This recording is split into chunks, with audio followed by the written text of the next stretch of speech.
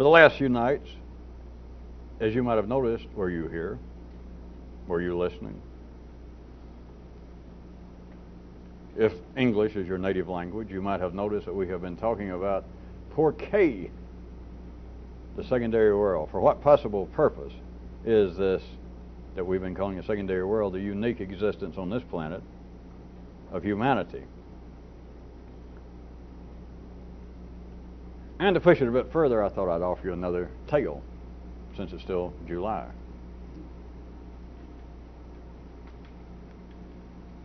Maybe it's the same guy we talked about. Maybe it's the same dog. He's out there fooling around with his dog, and his dog walks over, once upon a time, of course.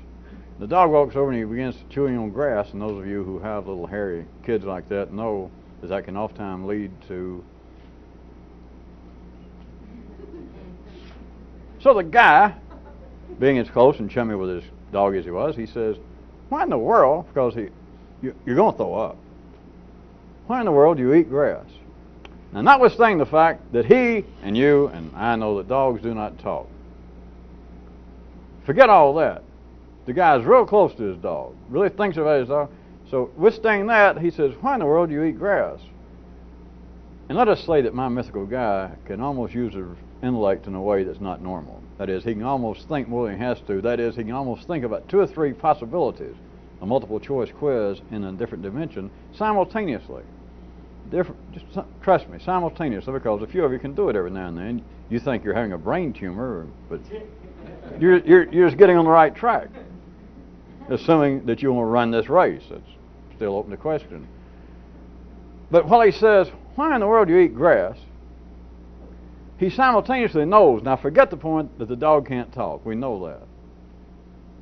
But let's pretend in this myth that you can have your cake and choke on it both.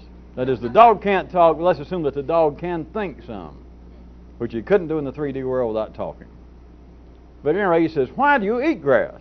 So it strikes him simultaneously that although the dog can't talk and there's nobody else to ask about it, he simultaneously realizes all such as this, just several possibilities, that probably somebody somewhere has written in a book, tried to make some observations, some zoologist, some veterinarian, of why dogs may do that. Some speculation, some theories. Simultaneously, he also realizes who would know better why he eats grass, though, than the dog himself, although he can't talk. But who else than the creature involved would know better what he's doing? In other words, the guy didn't feel all that stupid in this simultaneous 5-dimensional multiple choice quiz, that he does not feel so stupid actually standing in the backyard saying, why do you eat grass when you know what it's going to do? Why do you eat grass? He doesn't feel so stupid because regardless of the fact that perhaps in a book somewhere or a paper just coming out, somebody doing a serious paper in the field of veterinary medicine on why dogs eat grass, and that they spent probably some small government grant that you and I helped pay for, had all kinds of undergraduate students tied up. But there's one place to seek this information, truly. It's ask the dog, why do you eat grass? So he understands all of that simultaneously. But then, this being my myth, he understands something else. While understanding who better to ask, who better to know, he also understands who worse to know, who less to know. One more time, don't let the point that the dog can't talk throw you. Play like he can think, but he can't talk, sort of. Who better to know what's going on to ask a dog why eat grass, except who less to know?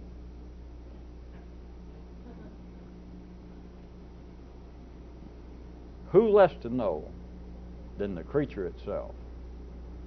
What this leads to, consider that the intro, the tale, it leads to this: that only man studies himself. Study in the widest possible sense. This still notwithstanding the fact that dogs, nor any other creature that you can be aware of using your 3D gravity-held intellect, there's no other creature, as far as you can tell from ordinary observation and intelligence, no other creature in our existence can think. And so, in the true sense of the word, they could not study themselves if they wanted to. But that does not, in a good revolutionary quiz and inquiry, that still does not stop the to what ends, why is it arranged so that only man can study himself? A dog can certainly eat grass and throw up. It can eat grass and go inside and throw up on your Persian carpet to where you raise hell. And he'll still go back out some other time in the future, eat grass and come in and throw up. And he may even get to the point that you scream 2 or 3 times that he has some hesitation of coming in when he's eating grass. Now, we're still not going into why he eats grass. That's not even the point. But a dog, notwithstanding, all right, for the 4th time, that he can't talk, and therefore, or ergo, or simultaneous, or parallelly, he cannot think in any human sense. Forget all that. The dog or no other creature, studies himself, makes any inquiry as to why I do what I instinctively do. It has no question, no curiosity into the must-dos, which for whatever reason, at some times, many dogs must eat grass. So back to, only man studies himself. And of course dogs and everything else, but only man does it. The potential, one of the potential answers, not an answer, certainly not the answer, because if it was, it would be the kind of, it'd be on the same level as what the dog does many times after he eats grass. It'd be meaninglessly. But consider a cornucopia, if you had such a mind, an infinite number of potential answers to a revolutionist multiple choice. But here is one to push the envelope, please. I thought it was the Grammy Awards. Don't any musicians write me. Just a cheap joke.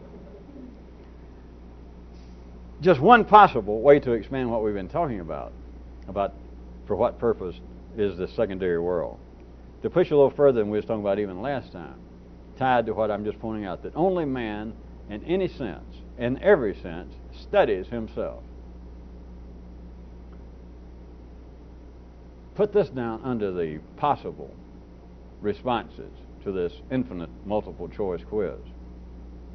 That is, inquiry into why the secondary world of man. How about this?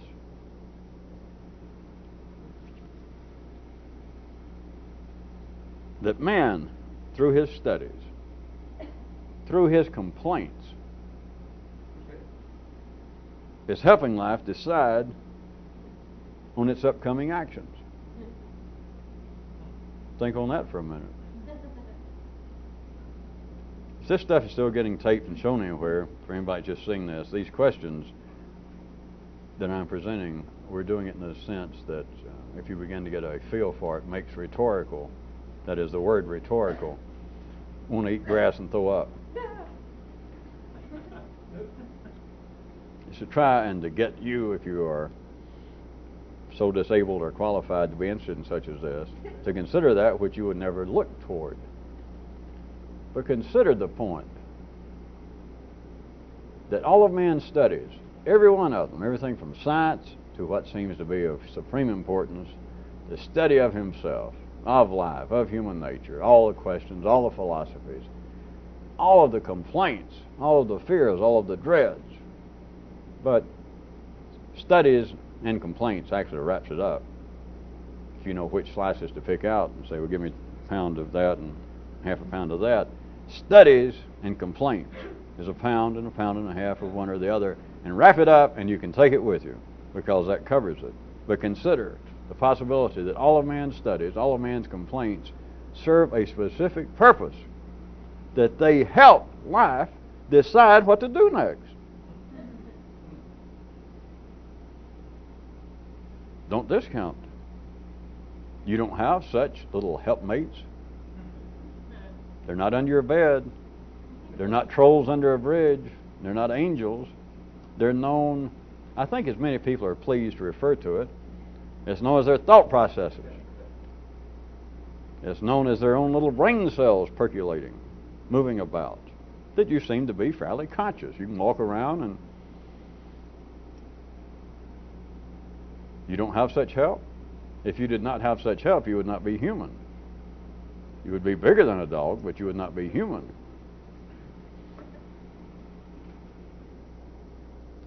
In specific, within the spectrum of man's studies and man's complaints, how about our all-time favorite of everybody announcing to the public, to all of your privates, of what kind of guy you are? That everybody telling what kind of guy they are. Could you see the possibility of that as being a direct reporting to life on how the race of man is getting along? That we can certainly make the term, what kind of guy you are, reek and drip with sarcasm. Say it in such a way as to not hide the vitriolic intent. Poke fun that everybody is just an overblown ego with hairy legs. Unless you're a woman, of course. We can say that. And if you look at it a certain way long enough, still sort of at city level, you can begin to think, well, boy, that is kind of sickening. Or why don't people shut up? Who cares? Everybody's going to stand up. And so I'll tell you the kind of guy I am. Vote for me for governor. Or just somebody next to you wants to tell you what kind of guy they are, and they're saying, vote for me as your friend. Vote for me as an acquaintance you met. Vote for me as a sex partner for the night. Vote for me as your son. Vote for me as your mother. And they're always trying to tell what kind of guy they are. But what if that is a continual, direct reporting that life has going on from man, giving a constant, not just showing up every now and then, but having a constant report coming from man as to the health, as to how the entire race of humanity is coming along. Because what people are saying now, today, in this part of the world, but all parts of the world, if you want, so that you don't get caught in spatial boundaries. But what people are saying at this time about, I'll tell you the kind of guy I am, is different than what people were saying 50 years ago. Your grandfather, your grandmother, whenever they said the kind of guy they were, which chances are they didn't say it verbally as much as you do, which is part of the expansion of life, but whenever they did, it is not the same as yours. Because as limited probably as the verbalization of what kind of guy I am, let us say, well, your grandparents would have probably been that every now and then, if they walked into a store, or maybe a preacher said, well, I'm a new minister in town, we're opening up the plaid church of something or other down here, and your grandfather might say, well, I'm glad to have you here, but I belong to the Stratford church down here. Or they might say, well, who are you? Well, I'm glad to meet you anyway. You're a farmer? Yes, I am a farmer. We've got about 200 acres down here. In other words, whatever he said, or she, was very likely, simply not right or wrong, the way things are, was less copious in amount of verbiage than you would do, or almost anybody in our day and time. That nowadays there's more to tell. That you'd not only say, I am an accountant, did undergraduate work, a couple of years at least, at Georgetown, I'm a Libra, drive a Beamer, never been married, how about you? It's not right or wrong, it expands as life becomes more manifold, as life becomes more cityfied.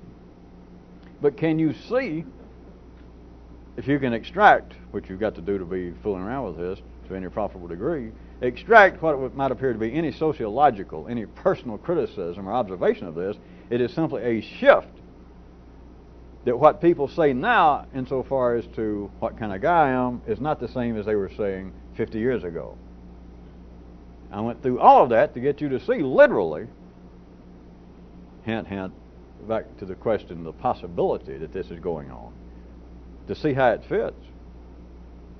Why else would people keep doing it? Why else would there even be the possibility that life is hearing reports made?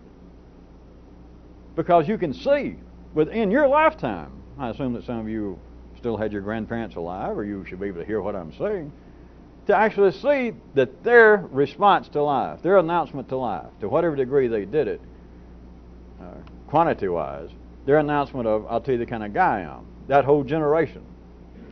The announcement now from your generation is a different proclamation as, hey, I'll tell you the kind of guy I am.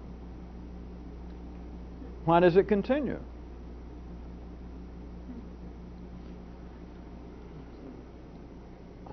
Also, beyond the what could be a cheap, if you got a cheap mind, attempt to make some psychological hash out of this, to counteract the possibility of chopping this up into psychological hash browns, considering that is on a more individual level.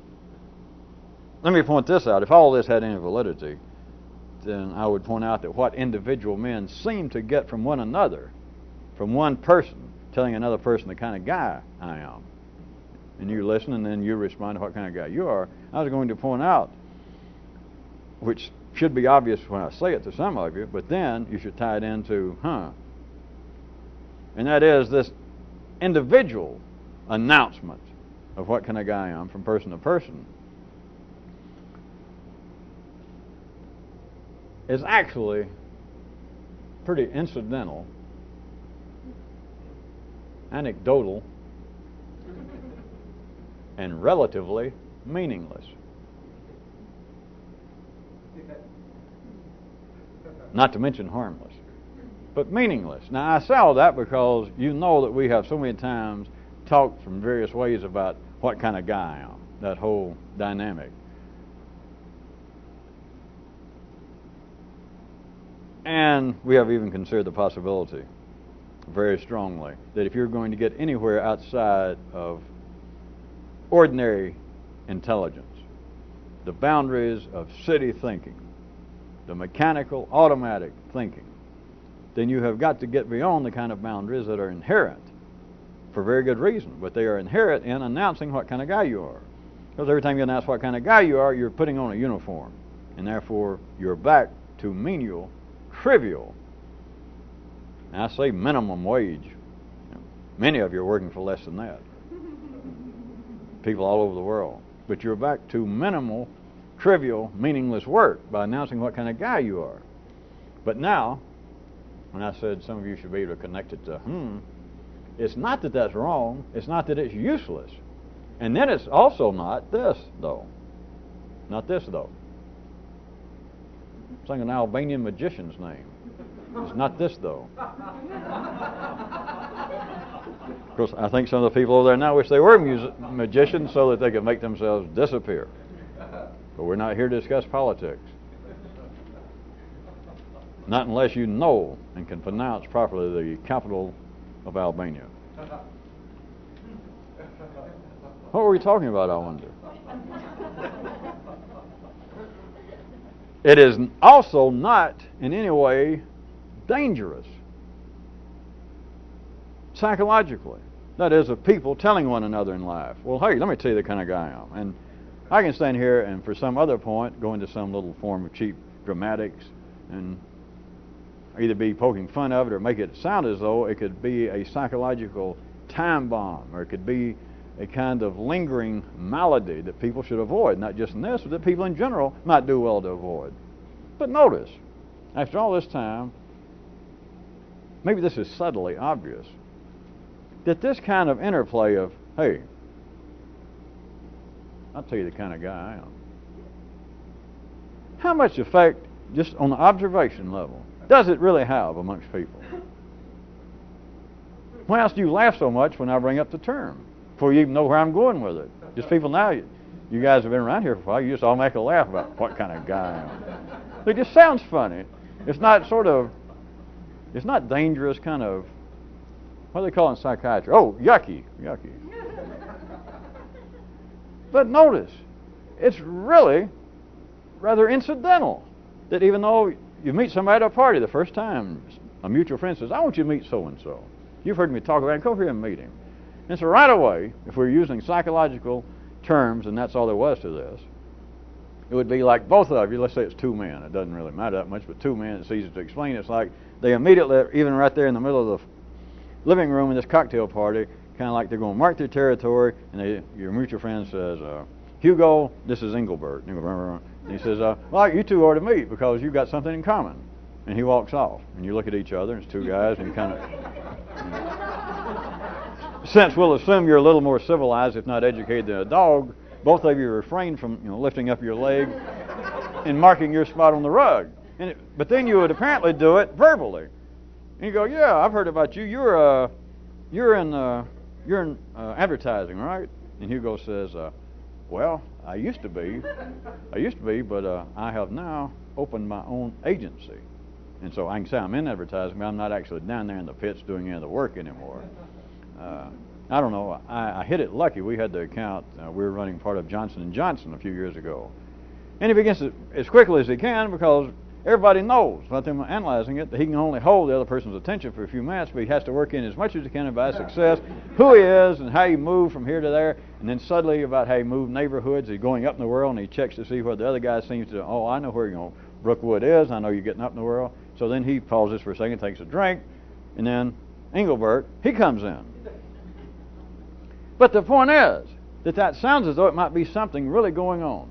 And at one level it is, but it's more the primary level, which is no longer taken into consideration in a civilized world. It is literally closer to them being animals and putting out a scent to mark off their spot, but not just there on the carpet, not just there in that living room, but they are marking off at a primary level. But then it seems to come out at a secondary level. It's the only thing that people nowadays, the more civilized you are, the more you're only in tune with that, hey, if you were a fairly interested, hip, sophisticated person behind a curtain, I say, watch psychologically, they're kind of like animals, two rams trying to mark out their spot there instead of the woods. There's two mooses, two mises, two mongooses right there trying to mark out there in the living room. And you can get behind a curtain if you're a rough person and say, yeah, it is. They're kind of verbally kind of sparring around. They're both threatening to lift up their leg. They're kind of circling each other. But instead of them doing it physically, they're doing it psychologically. They're trying to establish their strata in the social scheme of things. It's not that that's not true. It's just for any kind of additional understanding. It's just meaningless. It's just you ought to see that, yeah. And of course, only the level to which ordinary intelligence is up to now, real not ending sentences with up to in civilized company, but the only place it's up to now is that is the supreme point of observation. Just what I've described, which I'm saying is just throwaway. It's just nothing. It is still of importance to realize that primarily, at the primary level, they're doing that. But there's nothing else to do with that. You just realize it. And then it comes out the secondary level as though they are psychologically, sociologically, fiscally trying to establish who's on top, who's going to dance forward and which one's going to dance backwards, the dominant and the submissive. And so it could have seemed to have, and at the city level it does have, but it would seem to have potentially long-reaching, very strong, very specific ramifications to it. Because at the secondary level, it might turn out that Engelbert was thinking about, he's got a little business he started, to go into some heavy advertising. And so here he may take up with Hubert, or whoever his name was. But they have to establish some kind of rapport. They have to know who's in charge, who's on top. He has to have some kind of feeling about, is he successful enough? Is he too successful? Will he pay attention? So they can imagine all this is going on, and that could seem to be of some importance. And at the city level, remember, it is. In the secondary world, that is of some importance. But now consider the last consideration I was giving for this little bit. That when it comes down to it, all of this is actually incidental, anecdotal, and relatively meaningless. And yet in the secondary world, since we're not living in primary feral conditions, that Hubert and Engelbert are not out fighting over a bramble bush. They're not fighting over a cave. They're not about to kill each other physically. They are, you might say, at the city level, city descriptions, the primary or secondary descriptions, they're engaged in a kind of verbal knife fight. And so it appears to be at city level, in the secondary world, it appears to have some real consequence, which it does. But one more time, can you see from a third view, from a kind of parallel, not just primary, not just secondary world, but from a kind of parallel world, it's actually meaningless. and it's just incidental to life, if you see beyond a primary or a secondary existence. So the whole gambit, the whole dynamic of, hey, I'll tell you the kind of guy I am, if you fall into that, can take on a different blush.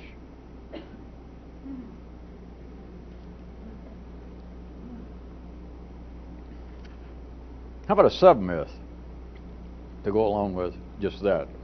There's this other guy. Doesn't have a dog, I don't think. But there's this other guy. And he says, so he just heard what we just talked about.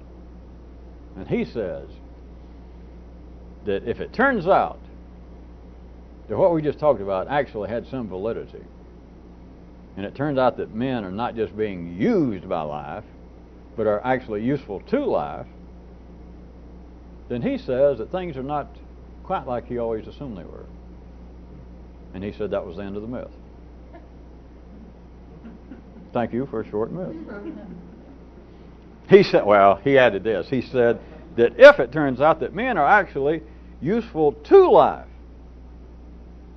necessary to life, that they are doing things that life is depending on, then he says, he added this, he says that in that case, he may see the possibility of a whole new team, a whole new hometown, a whole new sport, and a new stadium.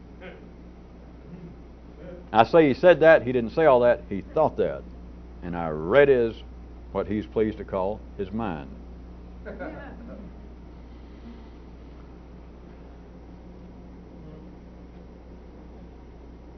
Also consider that Kairut, one of them tonight, since I already brought it up.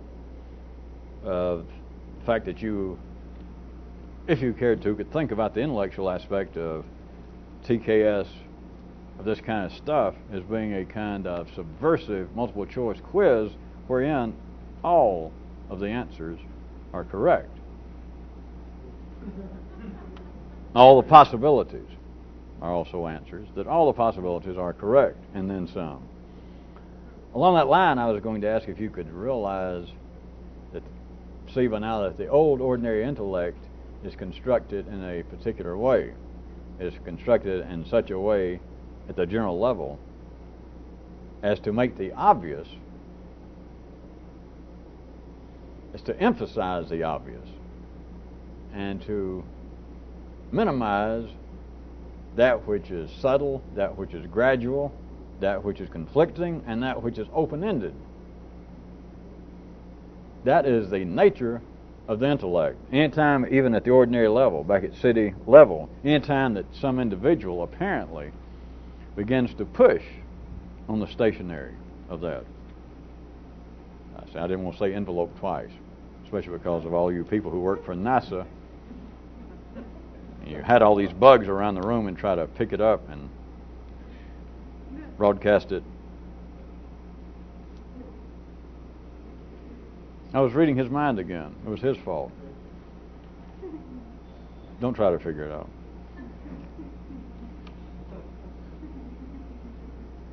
That when anybody back at the ordinary world seems to be pushing at the limits of what I just described, that is, that the ordinary construction of the old intelligence is such as to make it, you don't have any choice, it is instinctive as much as a dog lifting its leg or eating grass, that it maximizes, emphasizes always the obvious,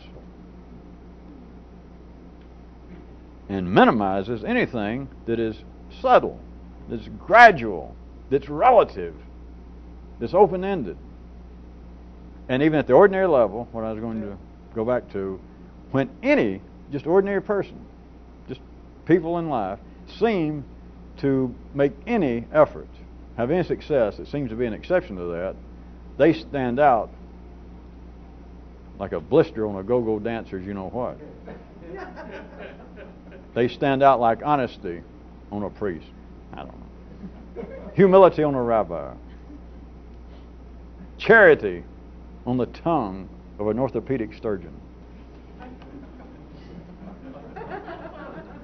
That is, at the ordinary level, the geniuses, as they call them, of life, in science and literature and arts, They are the ones, what is considered to be classic works in science, in art, in literature, were people, that is, little pores in life, wherein life began to run energy through one individual, and it came out here, in such a way that they did begin to go counter to what I just described, that is, the intellect emphasizing always the obvious and minimizing anything else. That is what seems to be. That is what is judged by the general playing field of life, historically, as being classical works, important works, outstanding men and women. But notice how few important works there are, outstanding men and women, etc. The general playing field is mowed down to the same height, the grass everywhere, and that height, all it does is emphasize itself. That is, it emphasizes the obvious. And it minimizes anything that is subtle, anything that's conflicting, anything that is gradual, anything that is relative, especially too relative, and anything that might be open-ended. Any sentence that just seems to go on and on and on.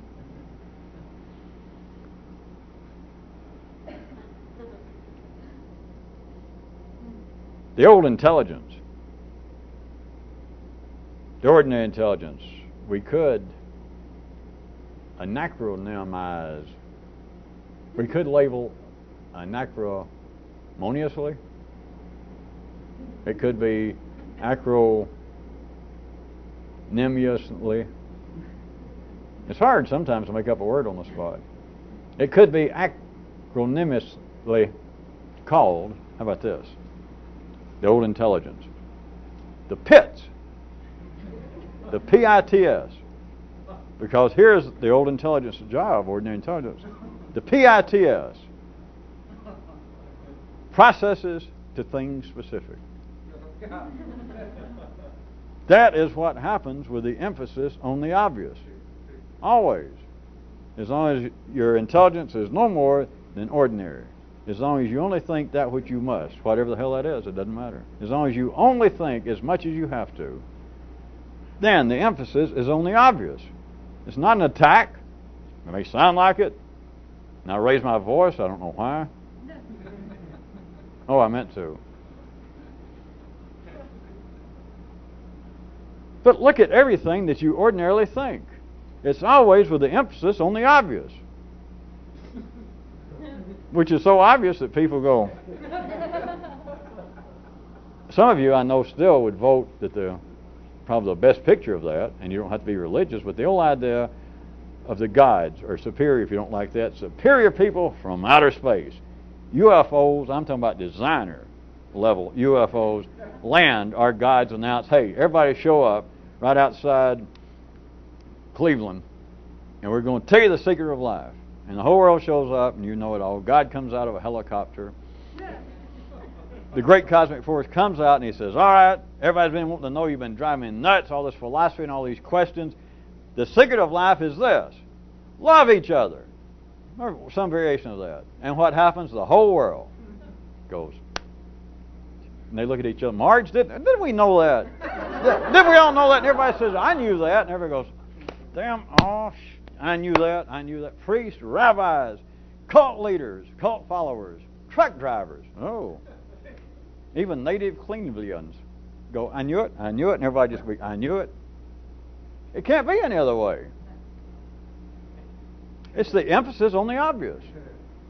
And all the way, if you consider that to be some big story, just bring it down to your own personal level. Left to its own devices, what does your brain, as I know some of you are pleased to call it, your mind, what does it tell you? Your conscience, as some other people, what do all the voices in you, your private thoughts, your own wisdom, what do they tell you? Everything they tell you is an emphasis of the obvious. It tells you, do better. Be honest. If there's any chance of being caught. Or some people just be honest. Be a good father. Do better. Don't do that again. Stand up straight. Eat your broccoli. But it's always, or go join a cult. Go find a secret book. Go take some new drugs. Go to India. Change your name to India. But it's all an emphasis of the obvious. And part of what makes the story funny, I suggest, about God coming out and everybody going, oh, we knew it, is the only thing he can say, or she, is the obvious. Well, we've been through this several times with my myth. How about, all right, instead of him coming out and say, love everybody, instead of that, God comes out. And he says, all right, you've all wanted to know it. I'm sick of it. Well, at any rate, the time's come, I'm going to tell you. Wet pine will warp. All right, now imagine, besides getting a laugh, imagine now if actually the big cheese, the big Huna himself announced he was going to be here, and you showed up. I mean, everybody's going to show up. And you show up and you pack yourselves there around the ship, and he comes out and he says that. You ain't going to laugh. You're nobody. Now, I don't mean you're going to have to hold it back. It will not be funny if this happened. You would stand there, but what would happen? I suggest to you it'd be more like, and everybody would begin to sort of look for a clue, like it's somebody next to me going to finally go, ah. So that I can go, oh, or maybe later say, what would it mean? I suggest you, all of the world, now think about it in your own brain, those of you who are getting good, but everybody is simply going to stand and go. In other words, nobody going to know what it means. Well, you could make something, I guess, metaphorical out of that. But from God, from the big guy, you'd expect something else. What? The obvious. Why else would it be secret? Why else would you show up? Why else would you go, oh, I've waited for this? Because that's all the mind can receive. That is the structure of the old intellect. The pits. It worked out. I couldn't, since I know that the whole world loves an acronym. They used to all love a lover, didn't they? Yeah. And then Casanova and General Trujillo died, so now everybody loves an acronym.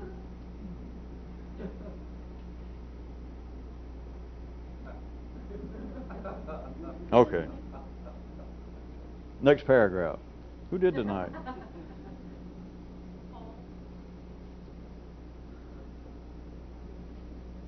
All right, next paragraph.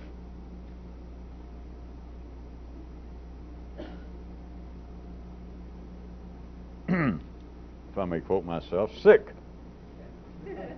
Only the submissive feel repentant.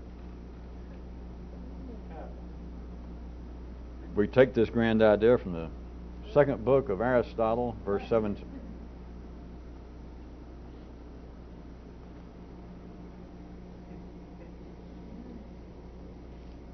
In your intellectual dance with life, that is, what you ordinarily think, what you plan, what you believe you're up to, what you think you should be up to in life. If you accept life unquestionably, as it is, as being the dominant partner in your dance. One more time, I refer you to here now. Don't worry about out here, because life will step on you. No offense, but we're not talking about the primary level. That in some way you're going to grab life and say, "Hey, big fella, you dance backwards a while and you wear the dress." No, we're not talking about the primary level. Consider it here. But if you allow, just passively, if you go ahead and you allow life unquestionably to be the dominant partner in your dance here, you will also, without any question, submit yourself to feeling guilty, unworthy, unnecessary, and it all can be wrapped up in what I started this paragraph. You end up feeling, as you're supposed to, repentant. But it's only, and this is truly symbolic, because it has some ordinary validity out here in the city, out at the movable state. to use the description of the dominant and the submissive, which is still operational with just ordinary life. It's only the submissive that feel repentant, even out here at the places of no consequence to the exploration of the revolution.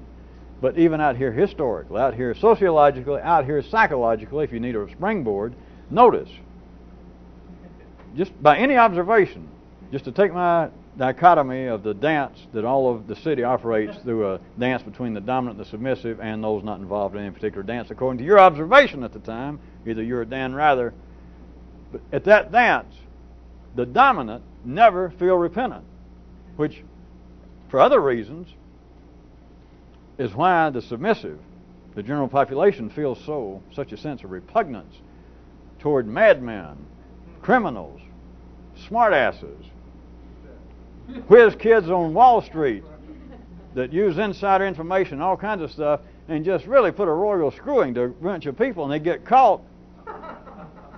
And the judge or the firing squad, somebody says, "Oh, tut, tut, tut on you. You know, we're going to send you away for 20 years, and we're going to take away at least half of the $1 billion that we know you stole." And hey, us and the rest of the good people here on the jury, the rest of all of us submissive people, we say to you, "Oh, tut, tut." And thousands of people stand up and go, "Yes, tut, tut." And the guy goes, and just almost in his little beady eyes you can read, "Screw you." And they say, "Boy, aren't you sorry now?" And then sort of maybe one eye goes, "Well, I don't like the idea of it being 20 years, but screw you." And maybe even the judge says, "Well, I might have been more lenient," he tells the press afterwards. But the man showed no remorse. Stole from thousands of little widow women. This happened in Mississippi. Or he killed 114 defenseless people, including 2 Baptists and 1 Presbyterian, and never once says, "Hey, I'm sorry." So what was I going to do? I really put it to him. I did all that, as we oftentimes do, to try and slip you up to see that it has much more of a reality behind the scenes, the energy involved, and that is the submissive only the submissive feel repentant, and those that even at the ordinary level seem to be dominant in any particular dance never feel repentant, which is part of what makes the interesting seesaw of history. It makes history stand up because it's got an opposing team to prop it up. Why can you look back and hate some of the dictators and the madmen of history? You know why you hate them if you're ordinary? Because they were unrepentant. Why does everybody hate evil, ordinary people? Because the damn thing is unrepentant.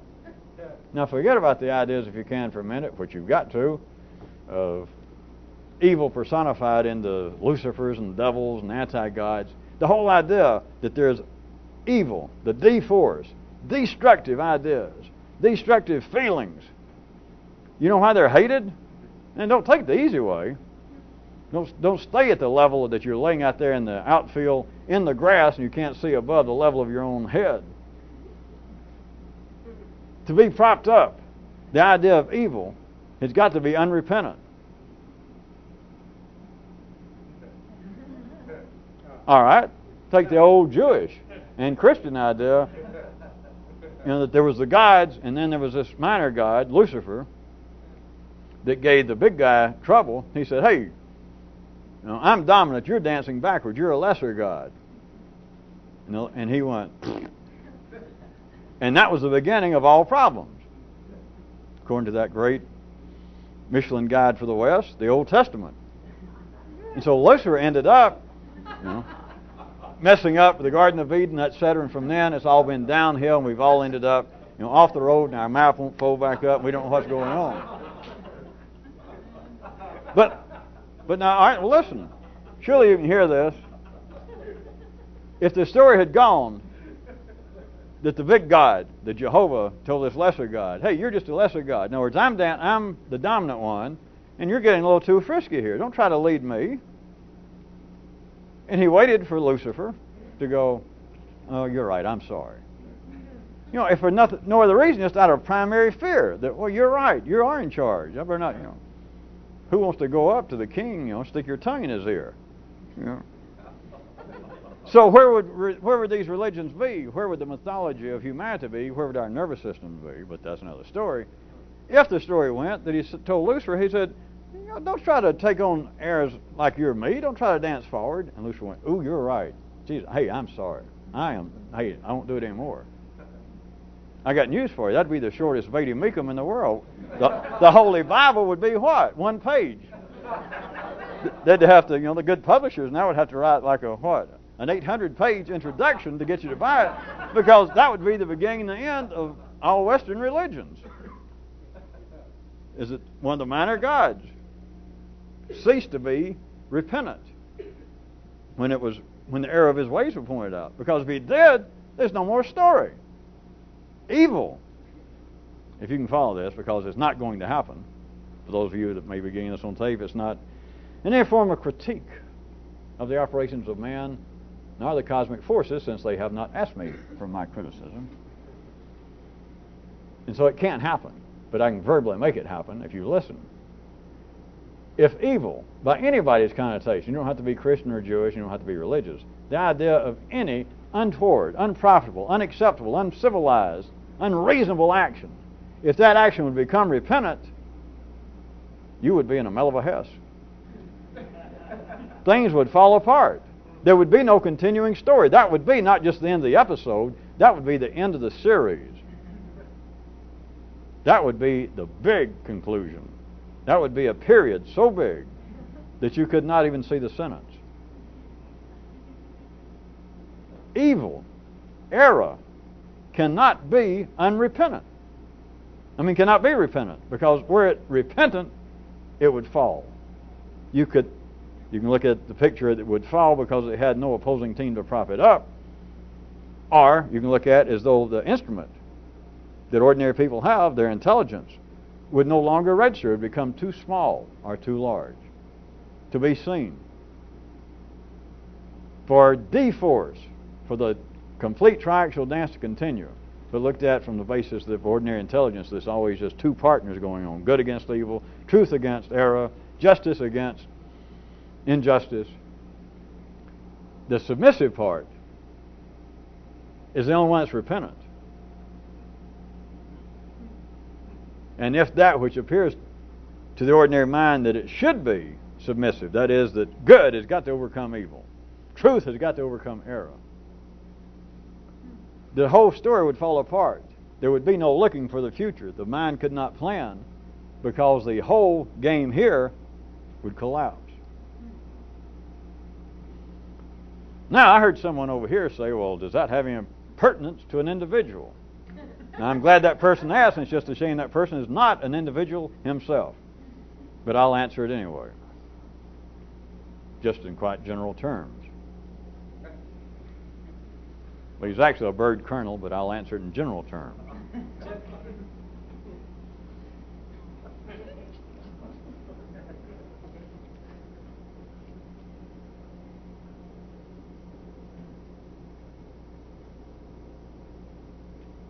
What if you could move in here? We're not talking about physically, we're not talking about anything having to do with the primary operations of keeping the organism of you alive, but what if in here you could move to a fresh playing field, a fresh dance floor?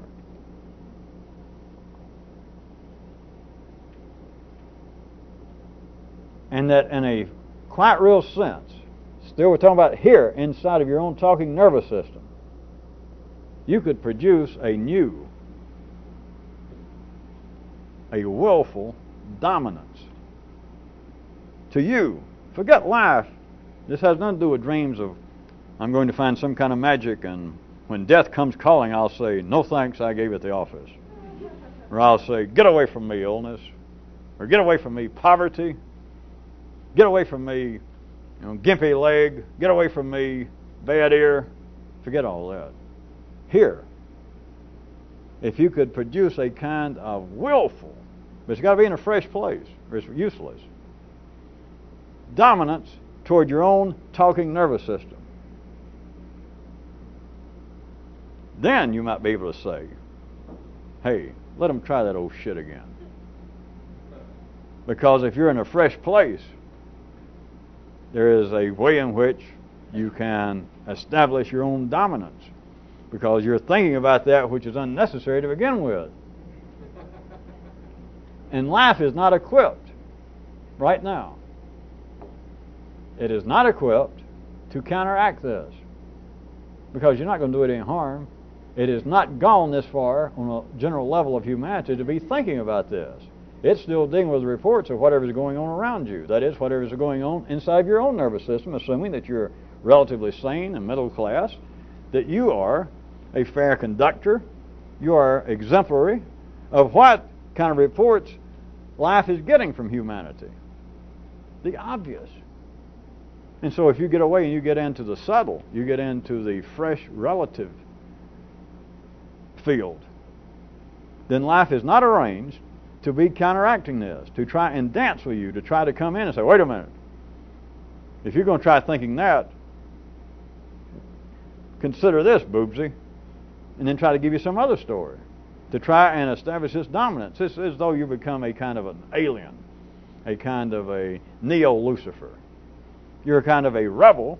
There's one reason I continue to use the word revolutionist, not out externally fighting life or any form of the external institutions, but you're a kind of revolutionist. But the only way that this revolution can succeed is got to have no opposition. Conversely, if you've got opposition, you're not doing the revolution. You're just playing with your brain, which is all right. It's a hobby. Some people play with their dog. Some people do other things I don't want to think about. There is a way to establish dominance, a kind of willful dominance to yourself, which leads up one that many of you liked before, is that old story about, two guys talking at Cairo, kind of thing about the guy says, well, how'd you do so-and-so? And he said, I just did it. And he goes, yeah, what's the trick? Where's the punchline?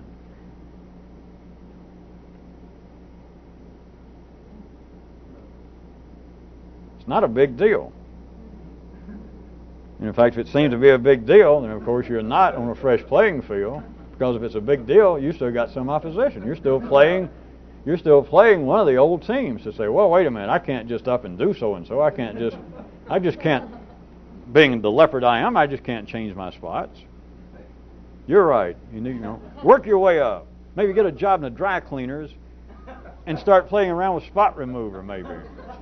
Or maybe stay out in the sun a lot. Maybe you'll begin to slowly bleach your spots. Or hang around with tigers a lot and zebras. And maybe by some way in osmosis you'll develop stripes. That's right. Take your time. Don't be in a hurry. Cleveland wasn't built in a day. Well, something wasn't built in a day. I can't remember.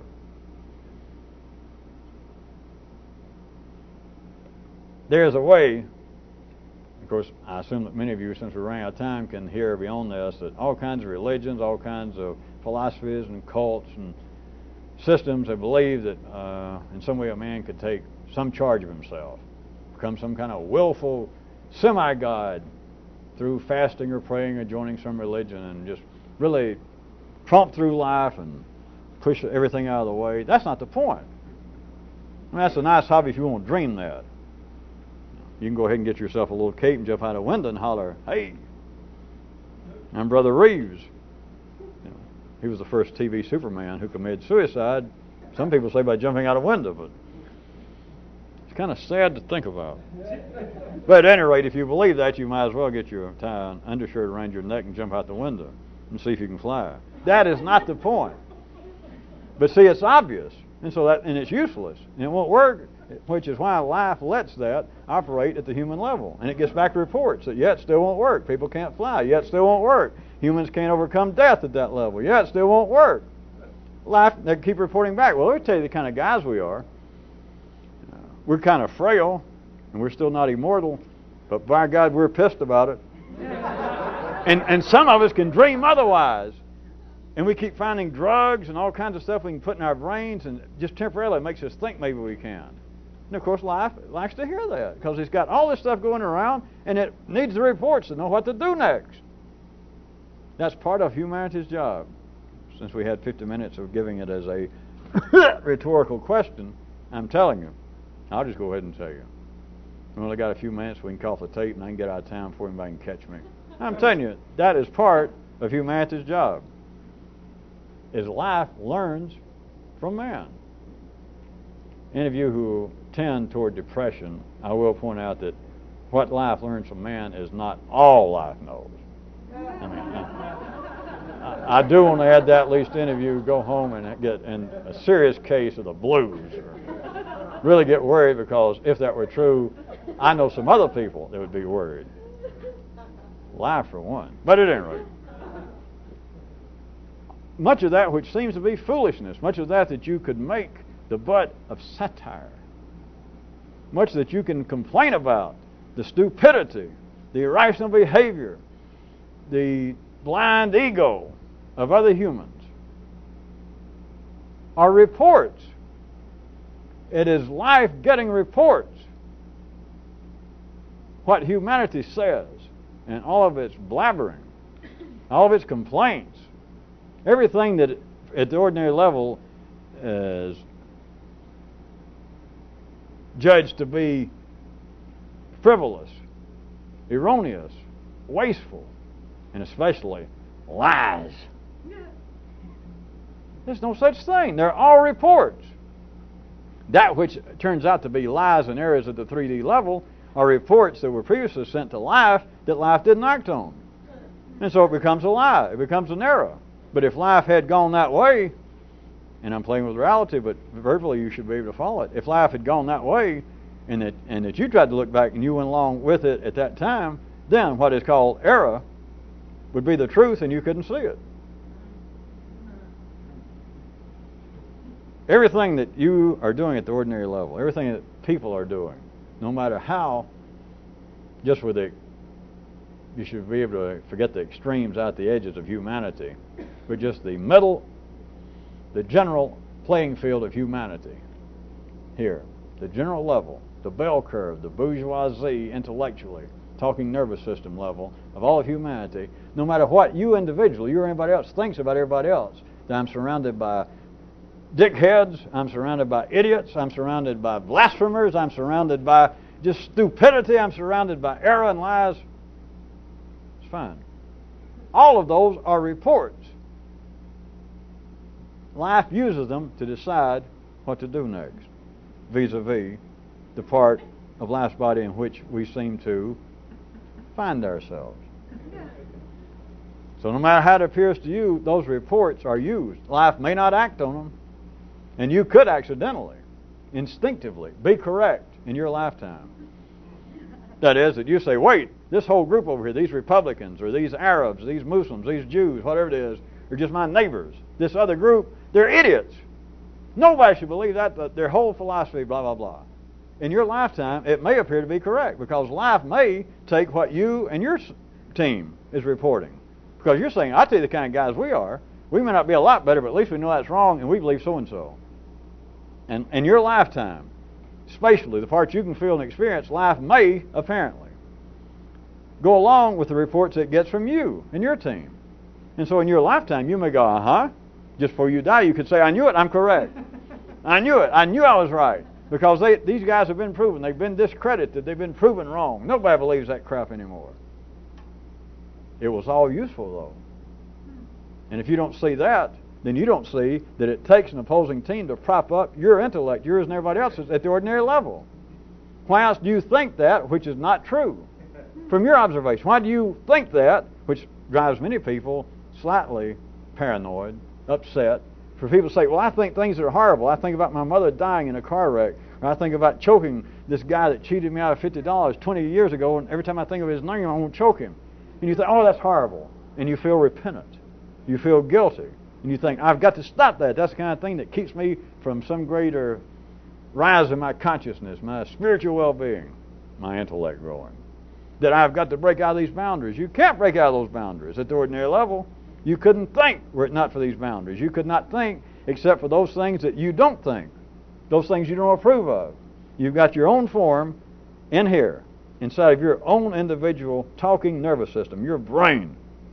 You've got the same thing going on as you do out here of you, and let's say your crowd of Republican Presbyterians denouncing Democratic Baptists that denouncing that they have the wrong idea, their plans will not work, it would harm humanity.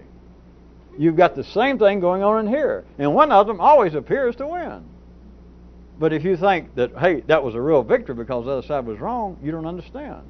You simply acted on a report. But you took the other into consideration, that which you denounced, that which you consider to be unworthy, you took it into consideration as if you had a choice, because did you not have that which you don't think, that which you don't believe, then you couldn't believe anything. You couldn't believe what you do believe. Same with life. All of these reports, the world is big enough for everybody, many of you like that. The world's got to be big enough for everybody.